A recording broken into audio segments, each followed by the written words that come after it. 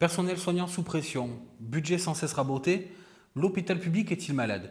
Les nombreuses réformes entreprises par la ministre de la Santé Maggie De Bloch ne sont pas sans conséquences ni pour les soignants, ni pour les patients. Pour en discuter, nous recevons Véronique Lorge, mais avant, le zapping.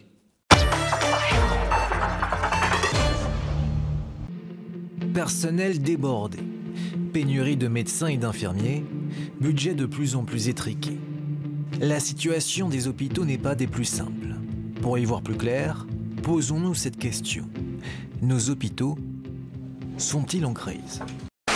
L'organisation des hôpitaux va connaître une petite révolution dans les prochaines années. La ministre fédérale de la Santé, Maggie De Bloch, a présenté son plan de réforme. Il prévoit une collaboration entre les hôpitaux qui fonctionneront en réseau, histoire de rationaliser en quelque sorte les coûts et les soins. La pression du travail constant, la pénibilité de la fonction. Chaque membre du personnel soignant y est confronté. Véronique Lorge, bonjour. Vous êtes infirmière et responsable syndicale au CGSP. Actuellement, un mouvement de grogne grandit dans les hôpitaux et des manifestations vont bientôt arriver avec la rentrée. Pouvez-vous nous parler un petit peu de vos revendications ? Dans le secteur où je travaille, donc les hôpitaux publics, mais pas seulement dans les hôpitaux publics, la pression de travail a augmenté de telle manière ces dernières années que nous n'arrivons plus ou difficilement à faire ce grand écart où nous voulons donner des soins de bonne qualité à nos patients, être empathiques, être gentils avec nos patients et répondre aux impératifs de rentabilité que nous impose le système tel qu'il existe maintenant et donc nos directions. Nous, ce que nous voulons, c'est ne plus se crever comme des chevaux au travail. Nous voulons des conditions de travail décentes, nous voulons des salaires décents, parce que sachez qu'à Bruxelles, par exemple, nous gagnons moins dans les hôpitaux publics bruxellois que dans les hôpitaux publics en Flandre et en Wallonie. Et ça aussi, nous voulons que ça vienne à l'agenda au niveau de la région bruxelloise. Les hôpitaux publics subissent de grosses coupes budgétaires depuis plusieurs années. Est-ce qu'aujourd'hui, l'hôpital arrive encore à assurer sa mission ? Il arrive tout juste à assurer sa mission. Il a gratté à tous les coins, il a essayé de s'organiser pour regrouper des services entiers qui assurent eux-mêmes les services à la première ligne. Donc vous avez la première ligne, les services d'hospitalisation, la salle d'op, les soins intensifs, la maternité, mais derrière, il y a toute une infrastructure qui existe. Et tout ça, ça a déjà été rationalisé.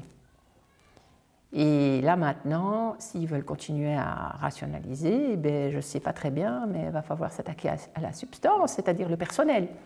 Sur le terrain, comment se concrétisent ces coupes budgétaires ?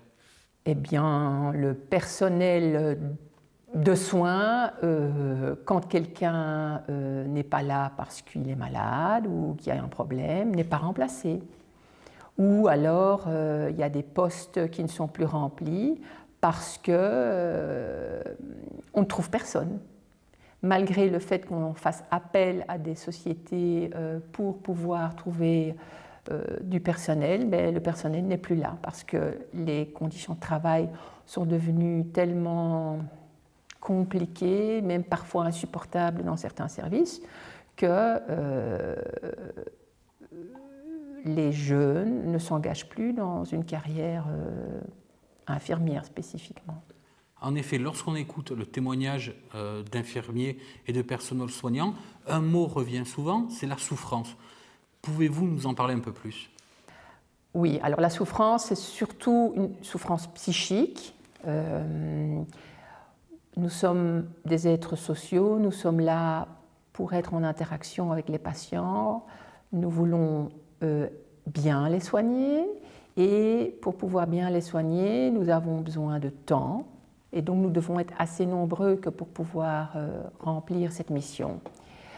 Et on nous demande de la rentabilité. Et nous ne sommes pas formés à faire de la rentabilité, nous sommes formés à faire du soin. Et donc nous faisons un grand écart entre cette rentabilité et cette éthique du soin. Vous pouvez faire ce grand écart éthique pendant un certain temps et alors à un moment donné vous craquez. Soit vous craquez, vous quittez la profession, soit vous craquez, vous partez en burn-out, soit vous craquez, vous diminuez votre temps de travail. Ou alors vous avez souvent des petits congés maladie parce que vous n'en pouvez plus. Toujours dans une optique de rationalisation des coûts, la ministre de la Santé Maggie de Blok a instauré un système de réseau médical. Comment cette nouvelle est-elle prise par les soignants? Alors, les soignants, je pense, sur le terrain même, ce n'est pas encore concret. C'est concret pour les directions des hôpitaux, qui ont dû se positionner pour le mois de juin, si je me souviens bien, pour choisir le réseau dans lequel ils étaient et l'hôpital universitaire avec lequel ils allaient travailler.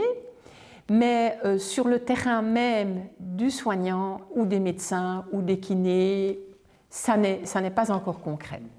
Ça ne devrait pas changer le quotidien dans le service même. Par contre, ça pourrait avoir un impact sur le fait qu'on demanderait aux gens une mobilité, c'est-à-dire que les gens devraient bouger d'un hôpital à l'autre, ce qui est déjà le cas par exemple chez nous.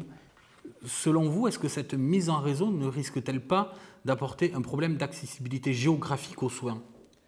Dans certaines régions qui sont déjà historiquement peu desservies, oui. C'est-à-dire que classiquement, le fond des Ardennes, là, le Luxembourg, est déjà pas bien desservi.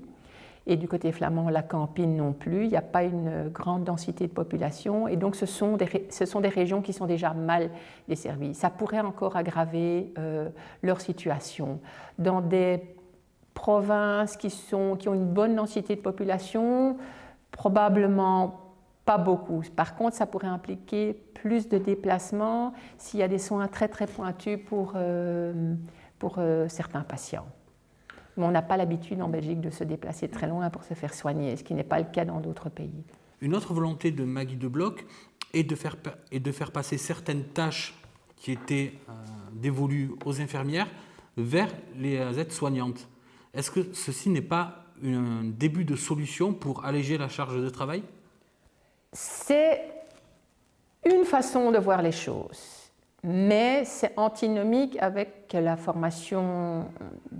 Je parle maintenant spécifiquement des infirmières, mais je ne veux pas seulement me concentrer sur les infirmières.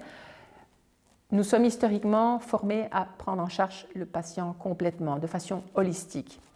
Et là, c'est un retour en arrière, comme dans les années 50, où on saucissonnait le patient, où les aides-soignantes font les toilettes et les paramètres, et où les infirmières ne font les soins complexes et se mettent d'accord avec les médecins sur ce qu'on va faire.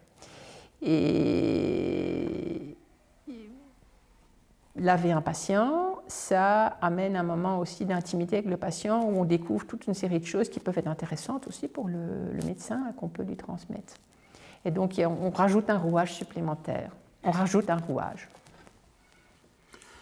Les soins hospitaliers à basse variabilité, donc c'est une sorte de forfait de soins, oui, ont été mis en place officiellement le 1er janvier. Est-ce qu'aujourd'hui vous en tirez un premier bilan? Sur le terrain, je ne suis pas capable, moi, de tirer un bilan, parce que je travaille dans un service où il n'y a pas de basse variabilité. Par contre, ça existe déjà depuis de nombreuses années pour certaines chirurgies, par exemple la chirurgie, la prothèse totale de la hanche. Dans le temps, les patients ils restaient facilement 15 jours à l'hôpital. Maintenant, une chirurgie de la hanche, ça doit en principe être réalisé sur 5 jours. On opère le patient, le lendemain on lève, le 3e jour on lui fait sa kiné, le 4e jour on voit si ça marche et le 5e jour on le renvoie soit chez lui, soit on l'envoie dans un hôpital où on fait de la rééducation de long cours.